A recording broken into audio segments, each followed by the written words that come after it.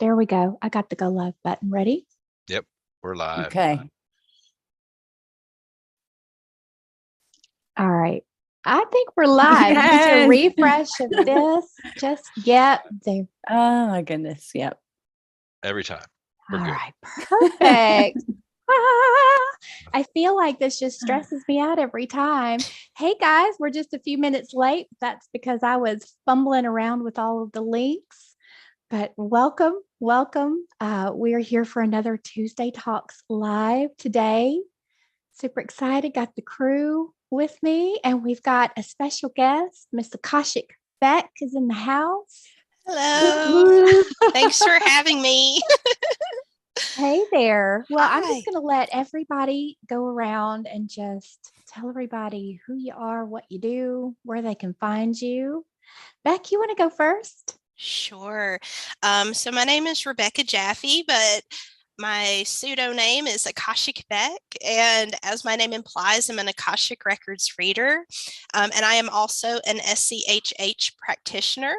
I'm a numerologist and a Reiki healer, and I live here in the Memphis area. Very close to me. Yes. Yeah. Kaz, how about you? So I'm Kaz from Journeying Soul Therapy. You can catch me at Journeying Soul Therapy on YouTube or journeyingsoultherapy.com. I'm also an SCH healer based in Cambridge, UK. Go Tony. Go Tony. I'm Tony. I'm from Ropes and Wings, and all my handles are Ropes and Wings if you need to look me up. And I'm an SCHH practitioner, and that's about it. I'm a farmer too. How about that? Got to get those cows fed in a bit. Yep. Those babies need their hay. Feed those cows. I'm Heather Heek. I am with Quantum Healing Within, also an SCHH practitioner, BQH practitioner. Yeah, that's about it. I just do all those things. How are you guys doing? We're Everybody good. have a good Doing Thanksgiving. good. I know you didn't celebrate, Kaz, but you I celebrated celebrated for you, for Heather. us. Yes, Yeah. you did. I did. It was lovely. It was Did you guys fun. have a good Thanksgiving? I had the week off, and I didn't do anything online. Nothing. Nice. Just spent time with family and friends. It was good. That's the way to do it. Bec, you got some yucky illness.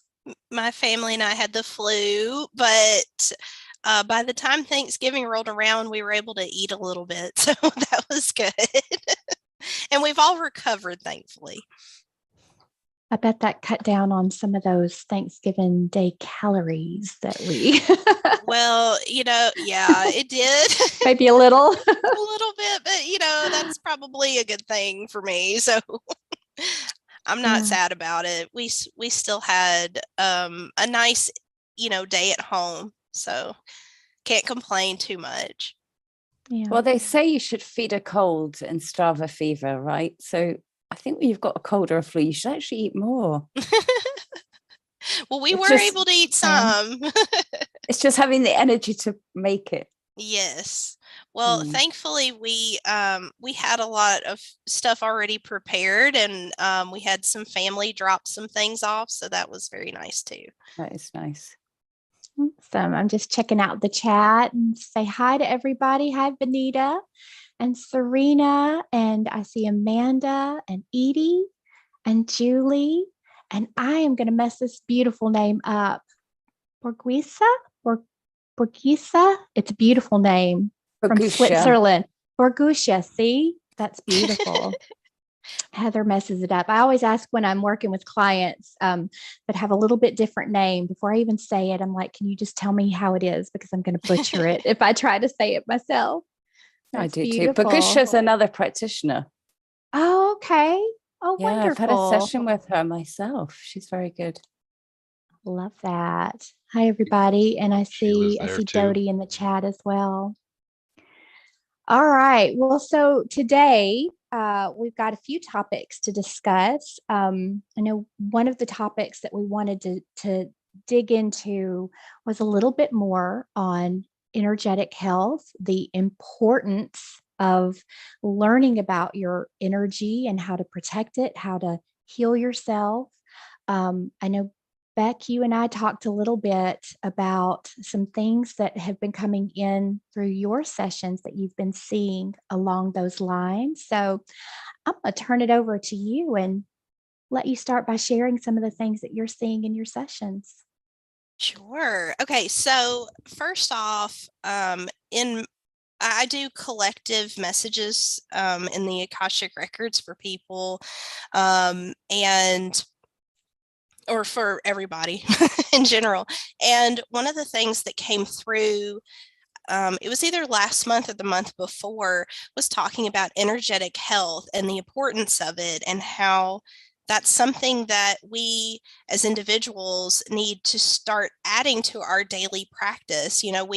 We're taught how to care for our physical health, our mental health, but very rarely are we consulted or know how to take care of our energetic health. And before anything ever happens to our our physical bodies, it first starts in the spiritual realm, in the energetic realm, and it kind of trickles down, and it inevitably affects us on a physical or a mental level.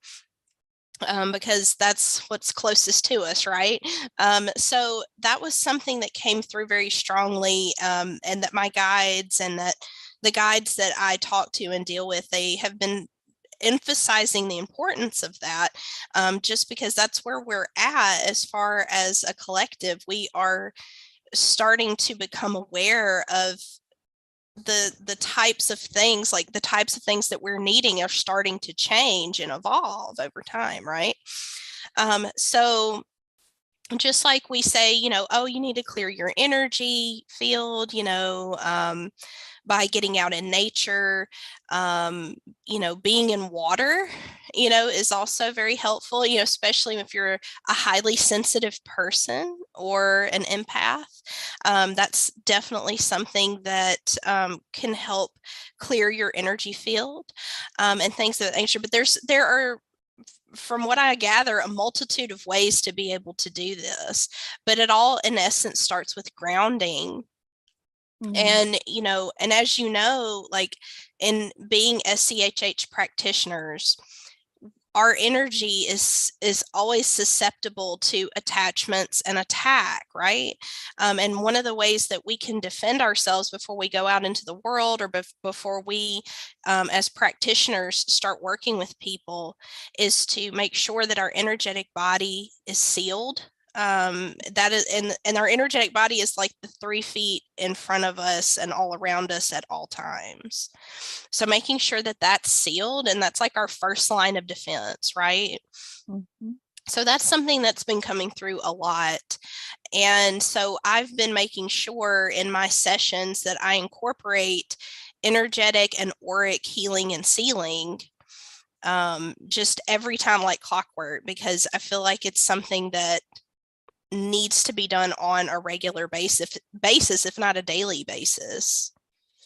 And I'm also, it's been really neat to just like see how things have evolved as far as my Akashic readings go, because I'm able to see, so I'm like clairvoyant and claircognizant, and so I'm able to see things within my third eye, and I'm able to see these like scenes painted out whenever I'm doing readings. And I'm now able to see people's auric fields when I'm in the records. I'm not able to see them with my physical eyeballs yet. Like, I'm like manifesting that for myself. Come on. So I'm able to see the field, I'm able to see the auric field, and it's been really, really helpful in my readings, because I'm able to see, okay, this is what's going on. This is what people need as far as their energetic health is concerned. And also it shows you like how it translates into those physical and mental ailments that they're dealing with. Beautiful. Let's address the question there, is how can we ground in the wintertime? Because grounding is so important when it's cold outside, how we can ground in the wintertime. Mm-hmm. And there's grounding mats, there's grounding sheets. Mm-hmm. Sitting against a tree, you can ground in the wintertime. I'm running around in moccasins all the time when it's cold, but that's grounding as well. Yeah, You putting guys our think, hands on trees is also extremely beneficial for grounding. Mhm. Just being in nature, deep breaths in nature. You don't have to have your shoes off in the ground. Yeah. You don't have to lay in the snow, make snow angels. And I would say I've said this, I know a million times, but it just works like a charm for me is taking a bath or getting into water or putting your feet into water. There's something very clearing and cleansing about the water. Throw some salt in there, some essential oils, throw some crystals in there, and you're changing the frequency of your water, which helps to shift the frequency of what you're feeling. I can get in feeling like a chaotic, crazy mess, and I can get out like I feel like a new person. And it almost makes me laugh because when I'm feeling that chaotic energy, I'll start hearing, just go take a bath. Just go take a bath.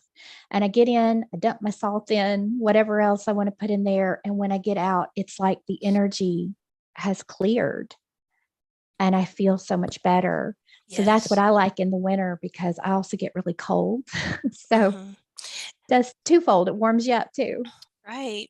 And if I don't have time to soak in the tub, if I'm just going to take a shower, I just get a container of salt, of sea Perfect. salt, and I just dump it in my hand and I scrub away Yeah. and just literally scrubbing away all of the energies that don't need to be there. Yeah. And you can And just then visualize that being all washed off in the shower, can't you, as well? Exactly. I'm in Amanda charge. said she adds clay and volcanic ash to her salt bath. Mhm. Oh, I've been wow. hearing a lot about bentonite clay. Have you Yes. guys used? I don't know if I'm saying that correctly, but Yes. No. it pulls like the toxins out of your body, I think. I have some that has apple cider vinegar. It's like powdered, Mhm. and you just add water to it, and then you mix it up into the clay, and it works really well. I've really enjoyed it. I mean, and you can put it on your face, or you can just like add some to your bath water. That's why you look so young. Oh Bec. gosh. I don't know about all that, but thank you. Somebody Yeah, wants it to does know. work. Sorry, somebody wants to know, Heather, what oils you put in your bath.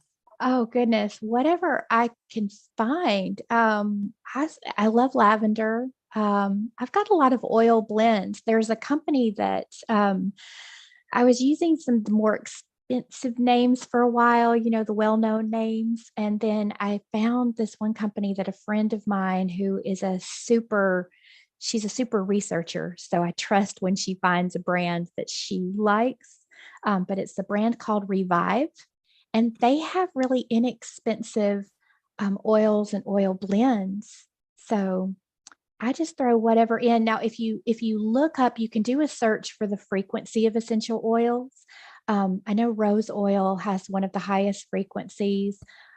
There's another oil, a blue, it's a blue tansy. No, you could look it up, but there's really high frequency essential oils that you can get if you want to put those into your bath, or even the foot bath would be great. That'll shift that frequency and help. Yeah, I've got Awesome. some fulvic acid foot soak coming too that's supposed to detoxify that I'm really excited about. Nice. I had a question a while back, and it has to do with bathing in sea salts. And what come up in this session was by the client bathing in the sea salts, it actually transmuted the AI that was present in her body. What are you guys' Nice. thoughts on that and how that I works? don't like salt. Yeah, I've had someone told me, and I forget who it was. I'm really sorry if you're watching, to put bags of salt behind your neck. I think it was Harrison, our friend Harrison, Tony. Okay. Put bags of salt behind your neck when you're sleeping, and that draws out AI as well. And is that because of the high frequency crystals of salt, or is it They something just else? don't like salt. It's like putting salt on your doorway and around your house, right? To protect your property. They just don't like salt. Okay. Interesting. I wonder if that's kind of like how sage works, when you sage your space. something about the smoke that they don't like. I've always wondered why that is. I just wonder if there's something like something in it that transmutes the AI or any kind of technology as well. We need Probably to ask that in a disrupts session, it. don't we? Yeah, I'd imagine it just disrupts it in some way. Awesome. Well, I wanted to touch on protection because before we got on, I just made a video about the importance of protection that I'm going to put out in the next day or so. I had an incredible session yesterday. I won't go into it because I go into it in that video, but basically she had some pretty intense AI and control devices on her, which we were able to remove and get off. But one of the things that we were talking about in her session was she is someone who works on people and is in their energy, and she's being drained. And in the session, we found out that she's absorbing, she's just taking on all of those energies into her body and holding on to them. And then they're affecting her health, they're draining her energy. And so we talked quite a bit about how important it is to do that daily protection, like we just mentioned. And I wanted to create a video just as a reminder to help people to know how important it is to do that when you wake up. Just place yourself in a bubble of light. Do it before you go to sleep, throughout your day when you can. We always learn in these sessions that we do how much stuff is out there, but when you're tackling them one by one, you just don't realize how many different things are in our environment that are getting energetically attached to us, because we can't see anything. So you just kind of think, oh, I'm good. But then you come in for a session and you're covered in AI and entities and things. And, they're getting in through that auric field, like you were talking about. So just learning how to strengthen that auric field, that energy field around you, is going to make a significant difference in how you feel and, keeping these critters off of us. Yeah, go. Sorry, I was going to say go back. I thought you had something to say. Oh, no. As far as protections, and it doesn't take much. It's simple. It's so simple. Whatever you envision will protect. I agree. You. Yeah, I think we tend to overcomplicate things a lot of time, and it's unnecessary. But also too, the way that we speak to ourselves and our thoughts are also very powerful when it comes to protecting ourselves. And so that kind of energy sticks. It's almost like glue. you know that saying, I'm rubbery or glue. Like, I know it's like super corny, but if it does like stick to our auric fields, like the language, the words that we use, the intention of our words can stick to our auric field. So it's also important to make sure that you're speaking protection, you're speaking positivity over yourself, and allowing that to strengthen your auric field. I just want to add too, sorry, Heather, that, go ahead. What I love about our sessions is that I feel like we're empowering people. When you're doing the healing part at the beginning, it's not like you're paying someone to do energy work on you and you don't learn anything at the end. I always say to my clients at the end, look, take the techniques that you've heard today and use them on yourself. Yeah. Start imagining that energy in your body. Just sit with yourself, imagine that energy and start moving it out the body. And the whole auric protection that we do, I just always tell them, just start using that. So I feel like they're learning so much more than just having a session. They've got all these tools to take away with them as well. Each session's a retraining or a remembering session. We're helping them and assisting them to remember how we used to do all this stuff before.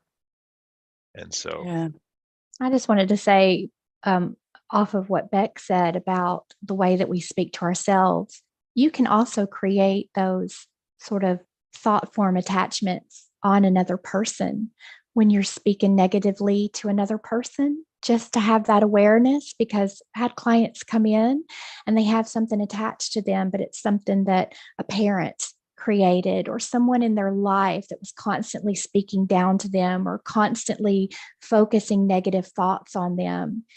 We can send that energy to another person and it can affect them.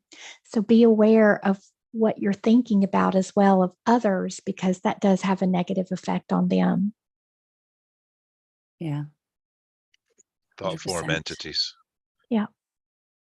There's just a never ending list of things.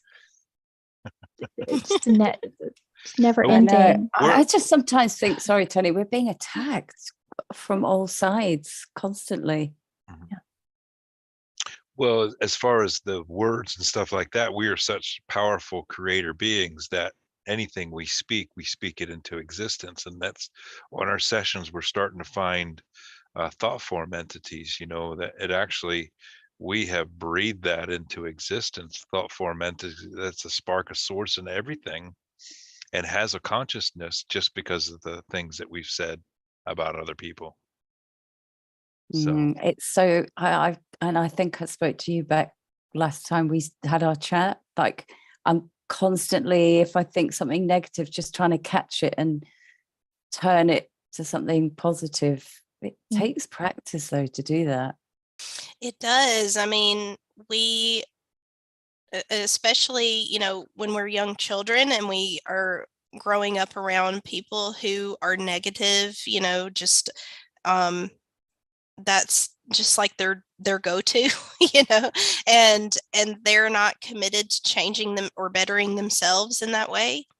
And it's like you said, it's because they're disempowered, and they don't know how to change, and they don't know that change is possible. I feel like that's part of the empowerment process, is realizing that change is possible. And like Tony said, we have this powerful co-creating ability within us that just is just like crying to get out, So giving ourselves that grace and the opportunity to have all of these realizations and work on it step by step until it becomes second nature to us. Yeah, Absolutely. practice. There's a question in the chat. Is it possible to ground using root, sacral, and solar plexus singing bowls? I would say so, yes, especially I think so, root. absolutely. Absolutely, yeah. I think if you're doing anything like that, working with singing bowls or tuning forks, you can just simply see your energy coming down through the body and just visualize it going down into the earth. So even if you're inside, just visualize that energy just connecting in with the center of the earth. And that also creates that grounding. You can see that coming out of the root, or even growing roots out of your feet and having those roots spread out. Simply setting that intention and having that visualization is good enough to ground. Mm-hmm. And you can even feel that next time you're on a slippery road or a snowy road or something like that. Visualize that grounding into the earth like a cord attached to you, and you can feel that you all of a sudden get so much traction. I wish I'd known that when my car skidded down a hill when I was like 17 in the snow. Quick, throw the grounding hook. And quickly. it kept Stick your roots in. Did you crash? No, it just kind of came to a stop, but I was spinning for a good 5 minutes down the hill. Oh my goodness. I didn't know. Took your heart out of your chest, didn't it? I panicked, and then there was a point I thought, well, there's nothing I can do, so let's just go with it. You're like, wee. Enjoy the ride. That reminds me of a session that I had with a gal who got in an accident over an icy bridge, and she hit the wall, and then it came back around and slammed in again. And the higher self said on that second time that she actually died. She was on a timeline where she died, but because she released and let go, and didn't try to fight or hold on, was just accepted. This is what's happening to me. I'm okay. Everything's going to be okay. She hopped onto a different timeline and kept going. This is the first time I'd heard that, but I thought, well, that's fascinating. Maybe that's what happened to me. Maybe it did. You just don't know it.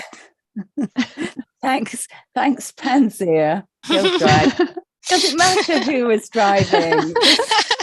It was slippery. Funny. Rosebud asked what tuning fork was most helpful for heart opening, and I'd have to say the 639 hertz, which is the heart chakra frequency. They look at that. Yep, 639 hertz. Absolutely. And Serena's asking, Tony, did you mention before that Archangel Zadkiel and Metatron assist in clearing AI and entities? Yeah. And all the archangels do everything, but Zadkiel and Metatron are the one. I think, Metatron is pictured with a cube that he can transmute AIs, but it's whatever you would like to use, or whoever you'd like to use, your guides, anybody can do it. So it doesn't really matter which one it is. Listen, while we've got Bec here, can I completely change the subject? Absolutely. Yes. Because I spoke to Bec a few months ago. It feels like years, but it was only a few months. And you were talking about number 22 being the builder number, if my memory serves me. Can we talk about the number 23 and what we're going into next year? What does the number 23 represent? Yeah, sure.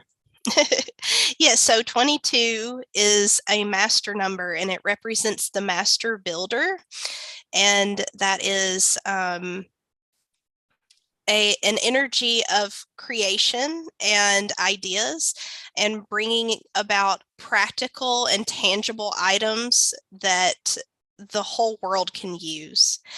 So that's the energy that we've been in this year. And actually this year has a 6 universal year. So we're talking about numerology now. So sorry, everyone. That's okay. That's okay. I had it on my list. Yeah. So, well, we may as well talk about it, I guess, right? So, so for 2022, we were in this space of trying to build harmony, relationship harmony within ourselves. 6 is the number of balance and rebalance. So it's like if you had anything that was imbalanced this year, you had a really big opportunity to restore that balance. However that looks for you. Maybe you wanted to restore a balance within your finances. So maybe you worked on your finances and at least got back to a baseline, right? Or maybe you were working on your physical health. Oh, I look like I'm frozen. It's okay. You. Keep talking. Okay. We can hear you. Yep, you're good. Okay, cool. So maybe you wanted to get back on a physical health journey, and then that brought you back to a place of stabilization, and that, allowing that energy to, balance itself back out, essentially. But we did also have energies within this year of that 22.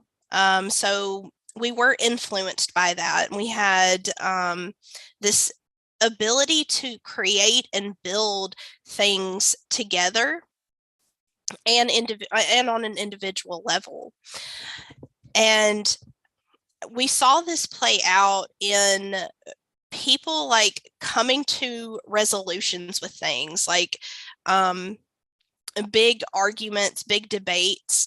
I personally witnessed in sessions and just in going out into the world, I saw a lot of people really becoming open to other people's points of view and ideas and opinions. And I thought that was really beautiful, because that's how we start to heal. That's how we start to get out of that place of like narcissism. And we start to move into a more unity consciousness, right? So that was kind of a little bit of the theme of this year. Now, of course, those other energies, those hostile energies still remain. Of course, we are in this dense planet.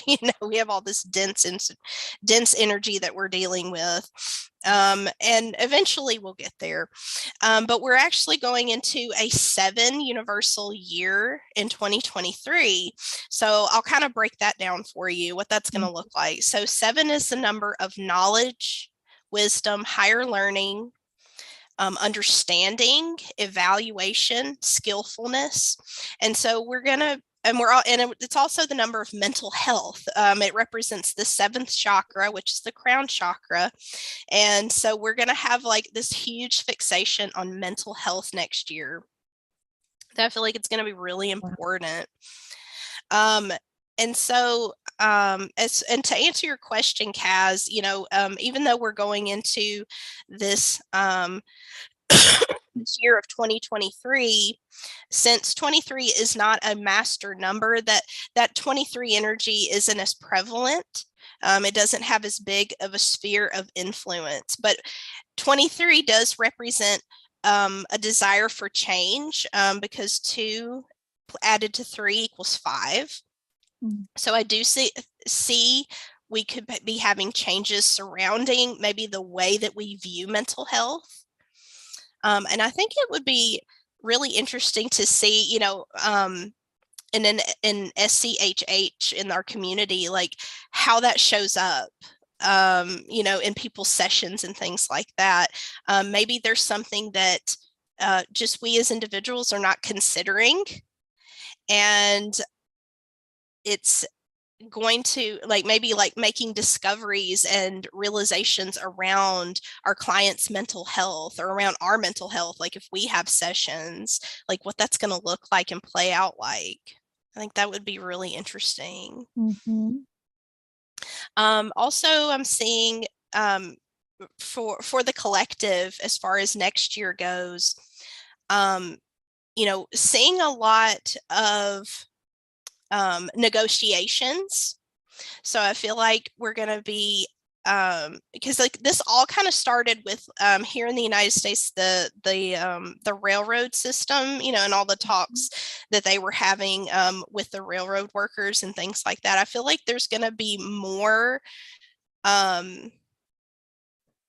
just negotiation talks, resolutions, because we as like the not 1%, the non-billionaires of the world, right. We are going to start like demanding more, demanding better, from these systems that govern us, from these systems that essentially own us and what we're trying to do. And understanding that, you can't trample all over the people that you depend on. So I'm seeing a lot of conflict resolution. As long as we maintain this, like holding on to this higher vision, this higher frequency energy. I'm also seeing themes around education. So I feel like, and I feel like this has been a conversation that's been had, especially around this, the SCHH and the spiritual community, is around, like our education system evolving. I feel like there's been a lot of talks about that already. Just the way, because we've had essentially, at least here in the United States, we've had the same layout, the same rules and the same types of information that's been around since the early 1900s. I think it's time to step into the 21st century and start. It is ridiculous. Yeah, it is. So I'm just seeing a lot of maybe even opportunities around education and what that looks like and what that means going forward. I'm also seeing a lot of like grassroots efforts. So maybe that will be implemented into education as well, like teaching people how to be more self-sustainable, because that theme has come up a lot over the last few years. So just valuing, like what we value as educational standards, and what we value as far as like what we're learning. I think it's important as we go forward with all these things that we're in that calming energy now, aren't we? We've kind of been through the anger and all the different emotions, and then we've been building, and now we're ready to kind of calmly negotiate our ideas, or I feel like people are ready to kind of make peace. That's just my feeling. Yeah, I agree. And 6 is definitely 6 is actually a very highly emotional number. So it didn't surprise me that there was a lot of strong emotions working its way through the collective. And plus, I mean, look at everything that we've been through the past couple of years. Like, who wouldn't be emotional? Yeah.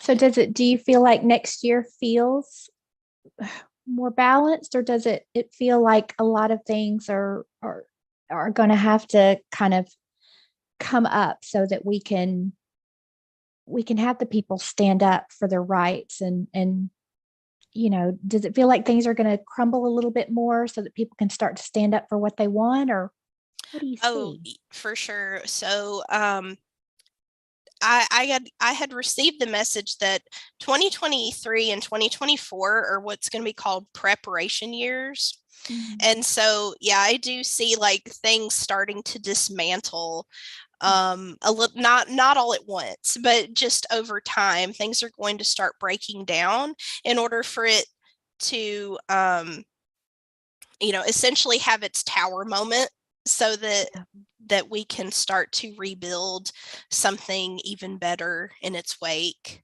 But it's like I said, like these old systems, these dying systems, these Age of Pisces systems, they have had their time to shine. They've had their day to rule. And those things are going to start slowly dissipating and fading away, so that the Age of Aquarius can step in and do what it needs to do. And, the Aquarius is all about information, right? Yeah. I feel like this coming year is going to be an insight into that. There can be too much of a good thing, like there can be too much information. We're like, in the way that our society is now, like we're inundated with things, right? So yeah. I feel like just it's really going to be important to use your discernment, especially going forward about, and that's why it's so important for us just as individuals to work on our intuition and listening to ourselves and like blocking out all of the noise around us, so that we can get a clear picture of what is best for us going forward. Well said. Thank you. So I had a question in my Telegram group. Dodie was wanting to know if she wanted to learn numerology as a beginner, what would be a good book or resource or place to start? Sure. So I can actually share. I'm gonna bring up her website just so I don't tell her wrong. But this lady helped me whenever I was first learning. She had years ago, she had a course that you could take. Hang on just one second. Let's see. Tony, are you seeing what I'm seeing? I think we've lost both Kaz and Bec. Nope. Bec, I can hear Bec because she's still you frozen. Can hear Bec? Yeah. I think Kaz, you okay? She's offline. We'll just keep going. She's offline. She'll come back. I can't tell if she's frozen or not on mine. Okay. Bec, you're still there, aren't you? Keep going, Bec. Yes, I'm still here. I just wanted to make sure I got it. Here it is. Okay. So this lady's name is Christine De Leroy. Christine De Leroy. With Creative Numerology. And she was so helpful in my numerology journey. I mostly read books like at the beginning, because I started getting into numerology when I was like 18, and we had the internet, but it wasn't my go-to at the time. So like it is now, where you can just Google everything. Yeah. But Christine De Leroy was very helpful in my numerology journey. She's been a numerologist for many, many years and was very helpful in the way that she broke things down. So I highly recommend her and her website and her books that she has out. Very good. I had one you're more. back with us. Yeah, sorry. Actually, one of my boys came. Oh, that's okay. I feel like we're having some technical issues. I said I'm going to go to a meeting, and I don't, just don't disturb me. Oh, is Akashic Bec gone? No, I just paused my video. I thought maybe it would help. Maybe that would help. I had one more question for you. I was like, no, don't go. So I had a question, Bec, from last time we spoke, and we talked about Gaia making all these changes currently, and she was going through the quickening. Mm-hmm. And I just wondered, what was your take on where she is now with that kind of birthing? That birthing process. Yeah.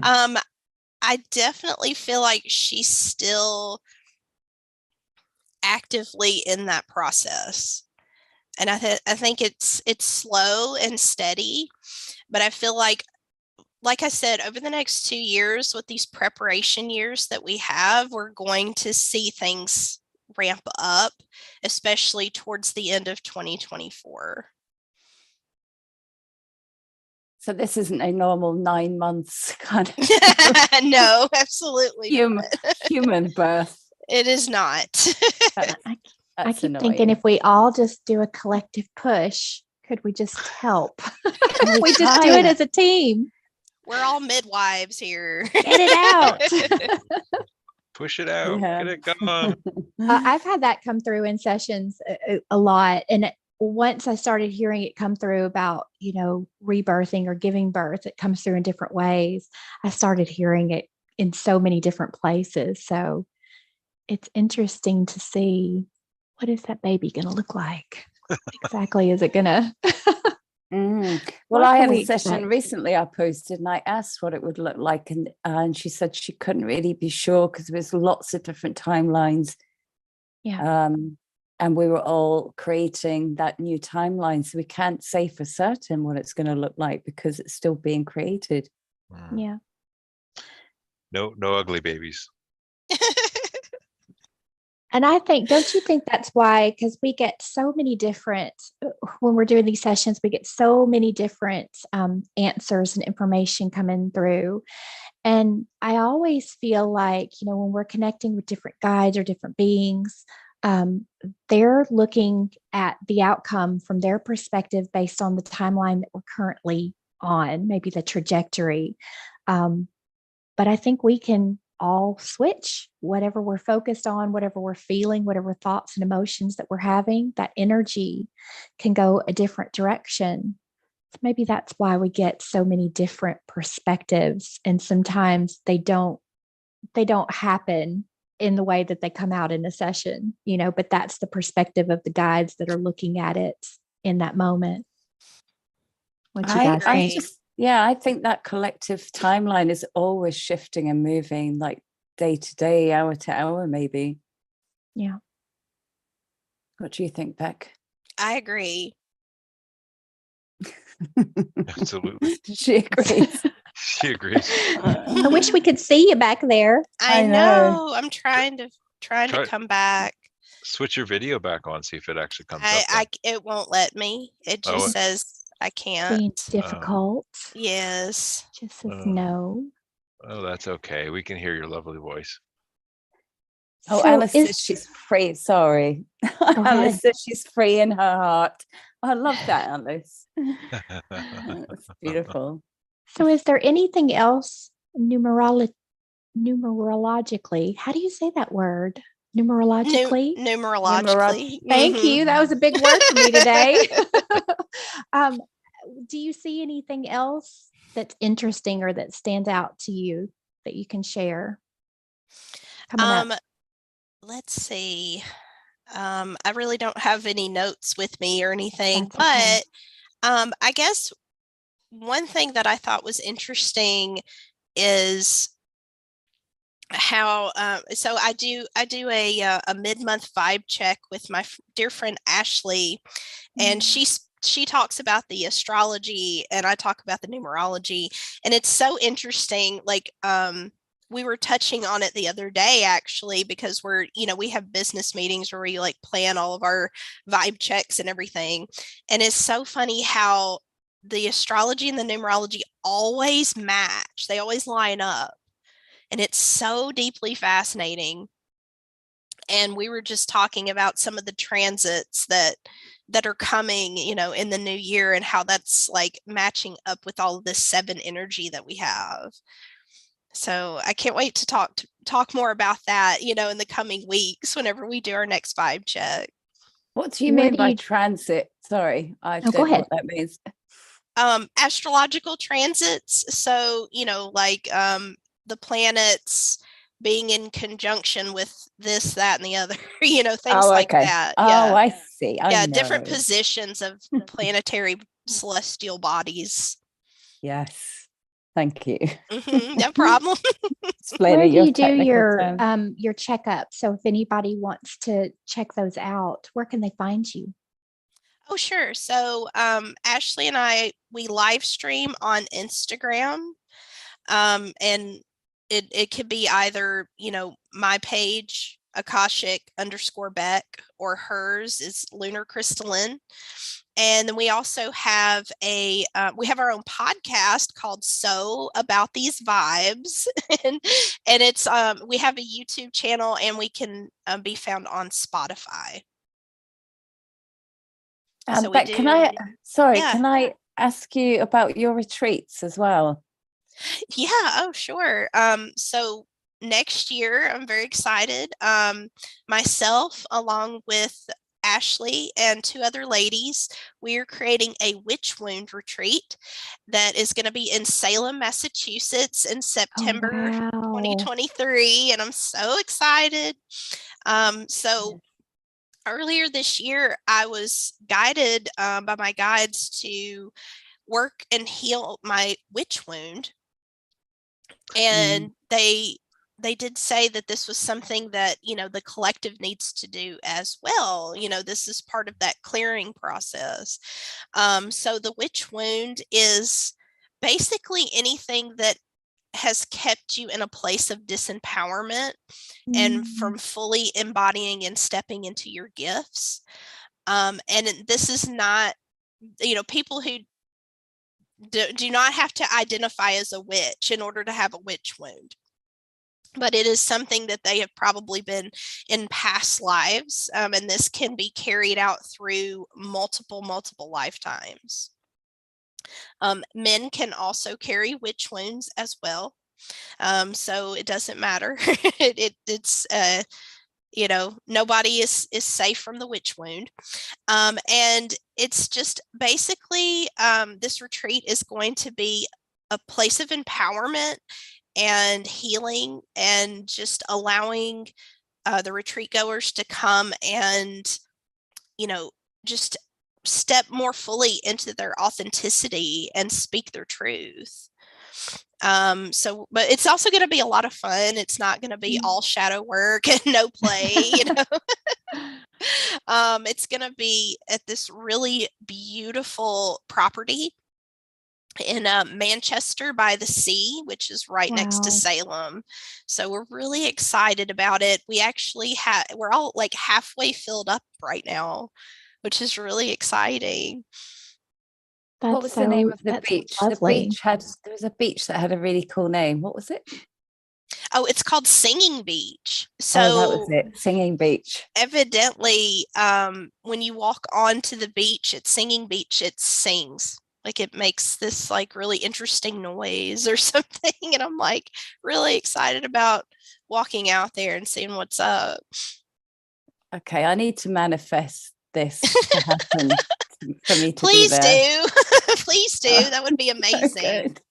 I'll borrow Tony's teepee and just sleep on the singing beach. Okay.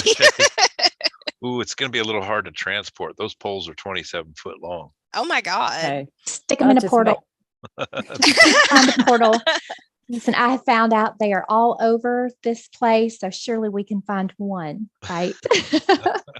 And Singing Beach must have a portal. I'm sorry, but if there's anywhere Got that has to. a portal, it's Singing Beach, right? Mhm. I mean, got it to. has to, right? Mm-hmm. That witch wound that you talk about, it's interesting because a lot of that comes up in sessions where so many of us had lifetimes, you weren't really a witch. It's just that you had abilities that others, were either frightened of or looked upon as too much power. And these horrible, horrible things happened in these different lifetimes. And it's having such an effect on this life because you're almost fearful of speaking out because of what you experienced in those other lifetimes. Exactly. It just blows me away how we carry all of that and it's still affecting us. So does that sort of clear out? Is that like the wounding that you're talking about, or? Yes. So, I mean, just as you said, I'm trying to fix my camera while I'm talking at the same time. I don't know if it'll work. No. Tony's impressed because he can't multitask.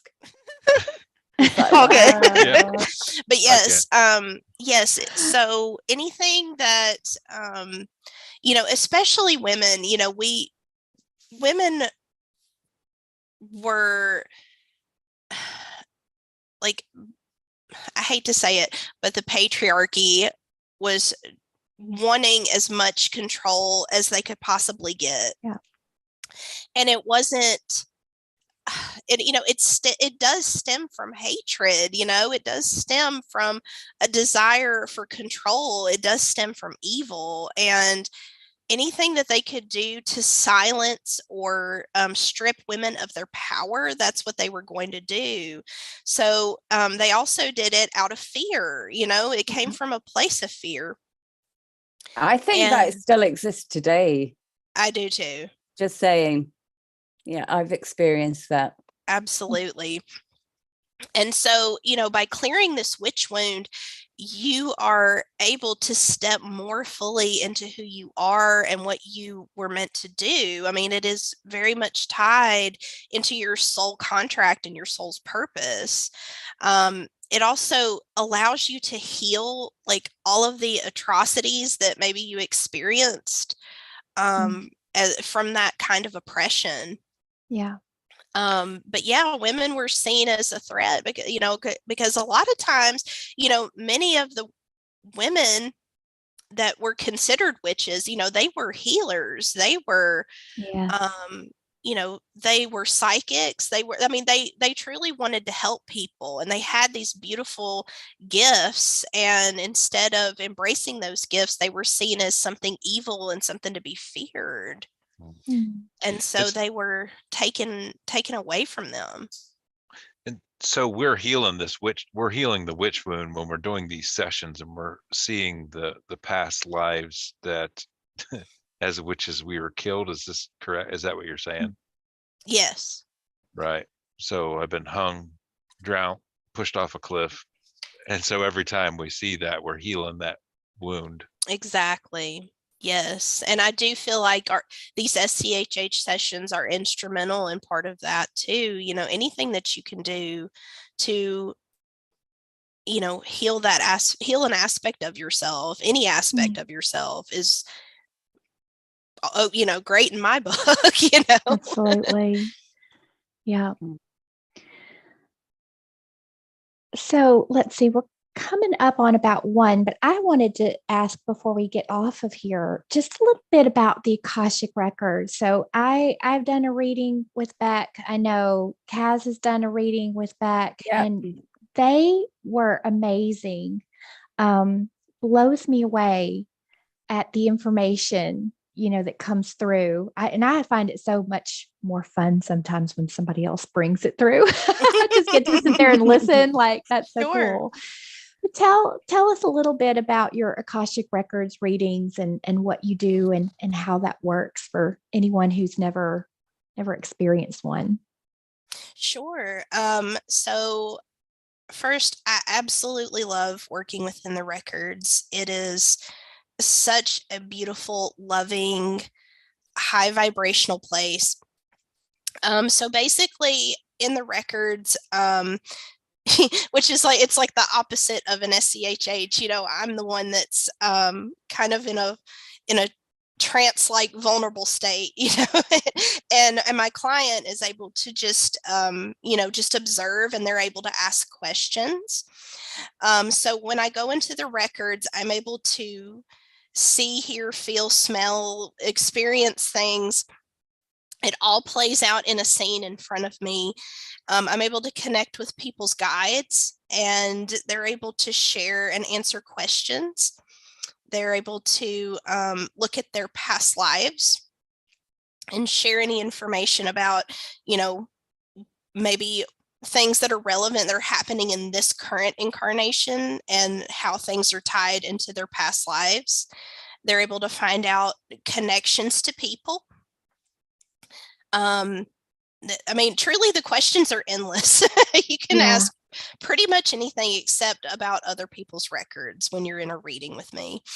And then there's also healing that can happen during a session. So you can have, your guides can give you Reiki. They can cut cords and attachments for you that are tied to past lives. And they are able to also, just like in SCHH sessions, they're able to clear your auric and energetic field and seal it for you. Mm-hmm. Yes.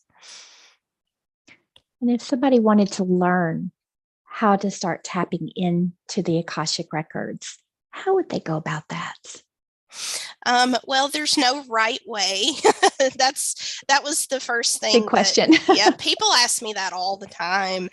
And they're like, give me the step by step. And I'm like, there is no step by step.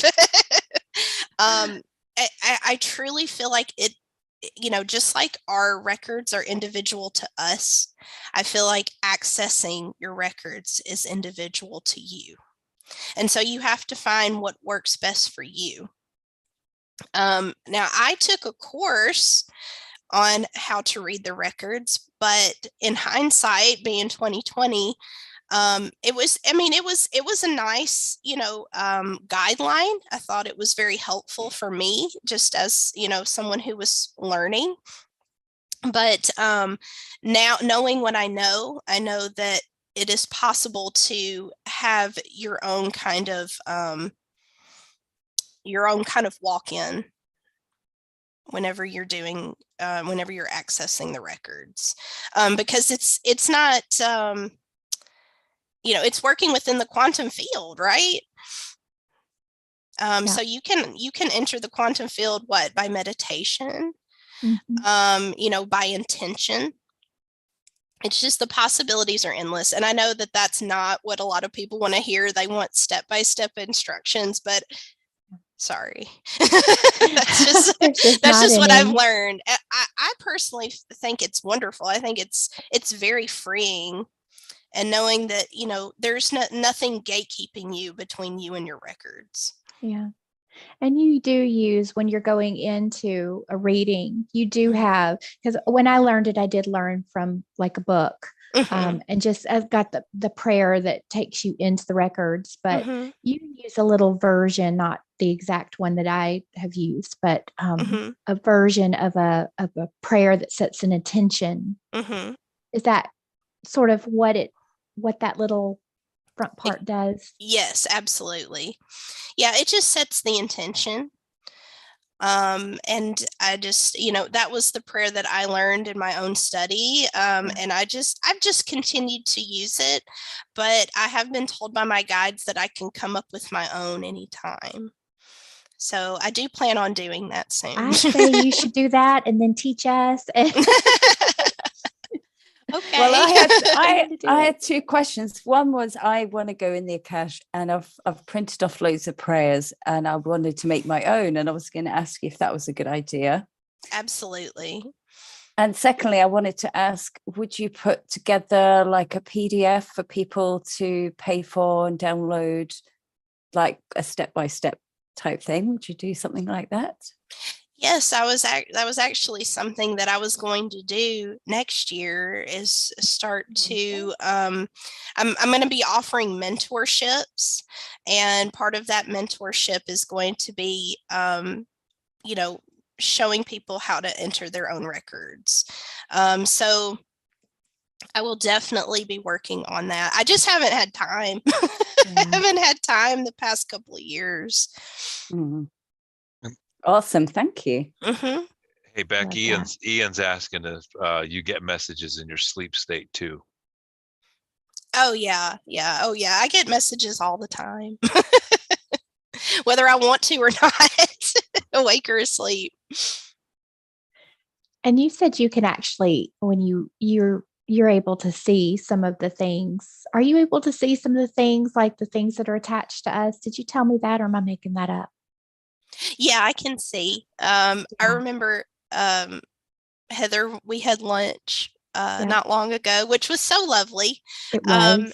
And we were talking about things, floating around in our like energy field, and I was able to see something that you asked about. I had something on my third eye, I think. Mm-hmm.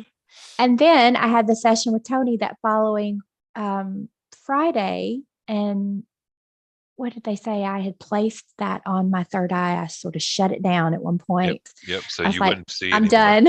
I'm done. Just clamp that thing over it. So yeah, that was interesting. It was self-induced. Self-induced. That happens. Mm-hmm. Shut it down. Why do we do this to ourselves?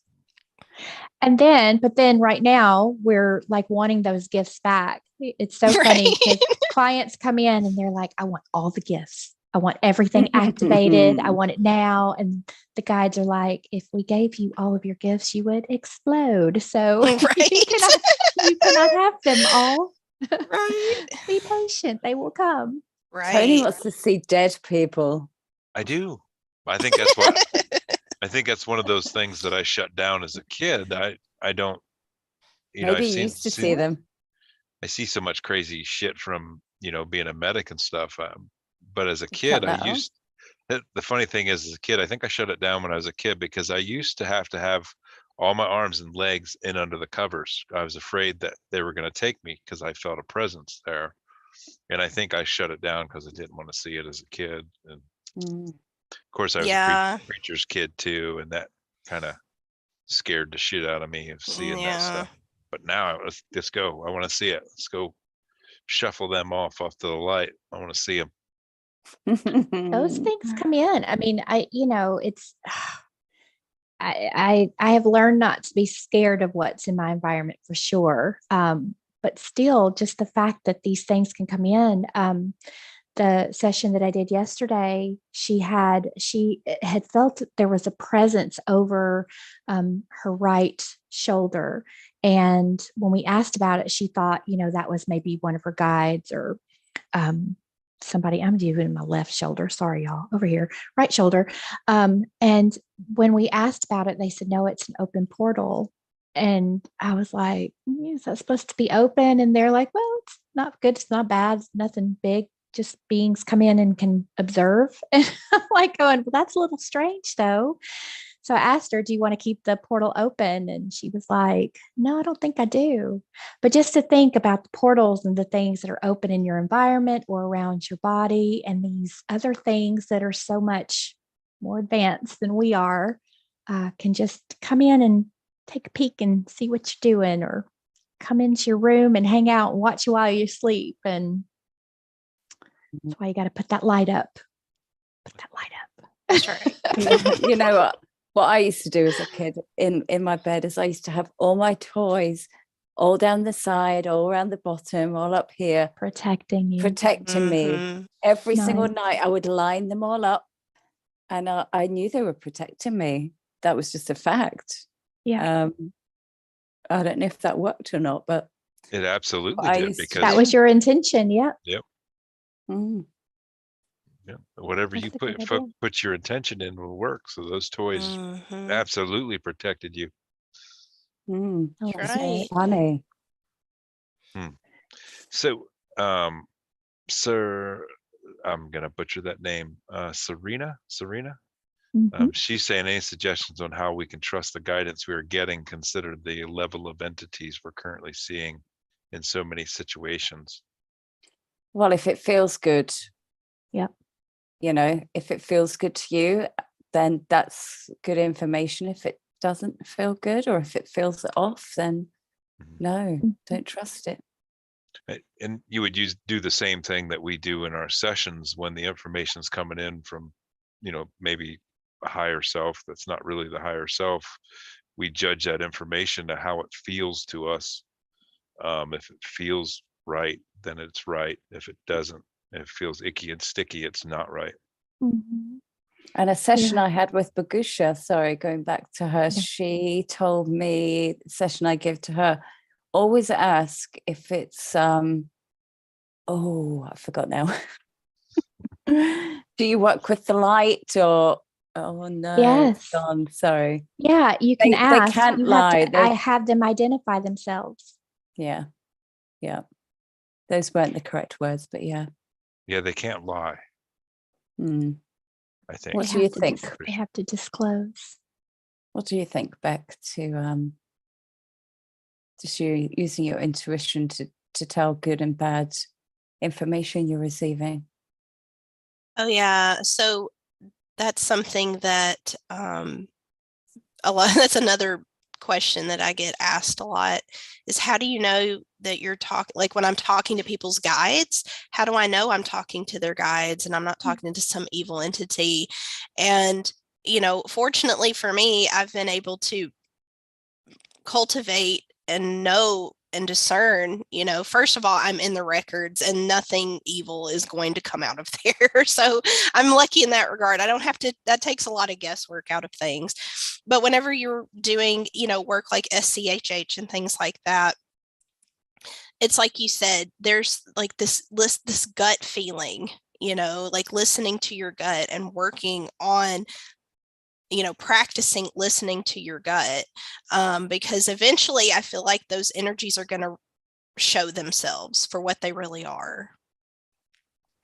I mean, that's been my personal experience. And I agree. There's a couple in the chat who are talking about, we can be tricked. You can have an entity that's not of the highest vibration that can sound like, they're bringing you the information. Right.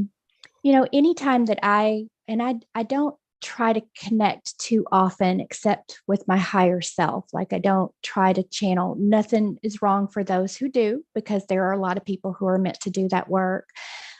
It's about setting the intentions and the protections of what you intend to connect with. And if it's not feeling good, you can feel it into your heart space, like it feels off because you're connecting with a different energy. But I do believe that takes time to develop. It's not something that you can just figure out. And even, with the sessions that we've done, I'm still working on it. I still feel like sometimes I'm not catching things and I should be, but that's all part of teaching me how to strengthen my discernment. And if we didn't come into contact with those lower entities, we wouldn't learn how to become stronger in that. So sometimes you just have to experience it, and it's okay, but it helps you to learn how to make that stronger. But I do agree, how do we know? I ask that question all the time. I mean, How but do I we know truly in know? sessions, we know if you're speaking to Yeah. someone's higher self and the answers are just off, aren't they? Right. You can Mhm. feel that. straight away. Whereas if Yeah. they're good and loving, Yeah. there's definitely a I was difference thinking more there. along the lines, if you're trying to do your own, like, channeling and connecting in. Yeah. Yeah. And they keep testing us. They keep throwing out tests every time, every session, especially like with the false light that I keep getting thrown at. thrown at me all the time. It just doesn't feel right. It doesn't look right. And so I'm like, nope, that's not the right one. So. All right. Well, we're about Lovely. 1:15. Do you guys have anything else that you want to share? Anything coming up? Anything you want to let people know about? I really, really, really wanted to ask Beck about March next year because everyone keeps talking about it. Could we do that really super quick? Absolutely. No, No, take time. Go for it. Yep. We'll go ahead. March of next year, in terms of the energy? Astrology and the energy. Everyone just keeps talking about March next year, and I wondered what was your take? Have you looked into March as far as March or?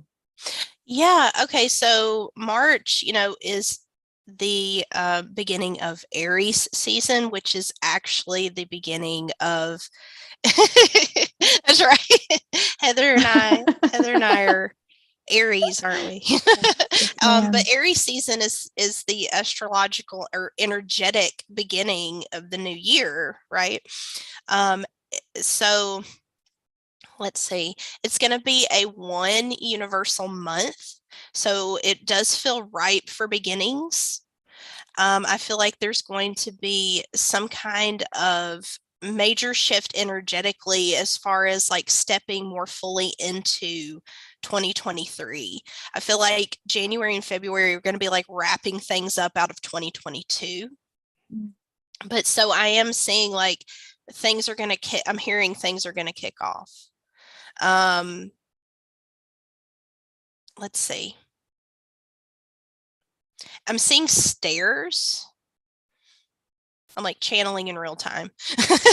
But I'm seeing stairs. I feel like we're going to go upstairs. I feel like the last few months, especially, we feel like we've been going backwards, like, 3 steps forward, 10 steps back. But I feel like we're going to be gaining momentum starting in March of next year. That's what I'm saying and hearing. Awesome. Yeah, that's nice. That's a nice change of pace, isn't it? I'm glad you said steps up and not steps down. Maybe like we're going up a level. Yeah, I think next level. Level up. I hear that every year though. Is March always like a big month? Because it's I my feel birthday. like Of course it's a big month. It feels like there's always a lot of things that are predicted around March. You hear certain points of the year every year. March always seems to be one of those. Mm-hmm. I mean, well, and it's just like the energy change too. It's like we were coming out of fall and winter, and the heaviness that sometimes can be associated with those things. And then in March, when it becomes spring, like energetically, like we're literally getting off the frost, we're thawing out. And that's usually when in nature, when new life comes to be, Yeah. Yes. I love it. Bring on spring. I feel like we're a long way away from that. Not as far as you think. And time's going to be speeding up too. I know, I think we've all talked about this at some point about how it feels like time is speeding up. I feel like that is also, especially with the transits that are coming, that time is going to be feeling like it's speeding up even more at the beginning of the year. I've had sessions about this time quickening thing too. Closer and closer we get to some kind of event, whatever it is, you're going to feel time's getting faster and faster and faster. And I can feel it. Certainly this year, I felt it. Well, I demand an upgrade so I can speed along just as fast as time is speeding up, because it's going a little too fast right now. For sure. I need to go faster. I'll have one of those upgrades too if you're let's dish them passing them out. Thanks. Perfect. Oh, thank you so much, Bec. Yes, thank you. Sorry, my video went away, but that's okay. We got to hear you, so that was most important. Yeah, thank you so much for sharing all of that information. And always. I'm looking forward to going up to the next level for sure. Yes, ma'am. Let's level up. Next level. Yes. Well, thank you all for having me. I really enjoyed it. Oh, we appreciate that so much. Thank you. Anybody else have anything before we wrap up? No, I think March was a good place to end it. That's something to look forward to. Well, yeah. Absolutely. Absolutely. Well, I just want to say thank you to all who were in the chat. I have to go back and read it a little bit. I didn't catch everything, but thank you to everybody who came live. Thank you to everybody who will be watching later. Thank you to Bec for joining us. Be sure to check her out. She's got lots of great services and she can read some mean Akashic records. So check her out, and everybody have a wonderful week. We'll see you in the next Tuesday Talks. We'll have our contact information in the description so you can click and get a hold of us too. So yeah, everything is below. And give the video a like. Absolutely. Yeah, please. Like and subscribe. And make sure you subscribe. Yep. All right. Yeah, thank you, all. everybody. Have a wonderful day. Bye. Merry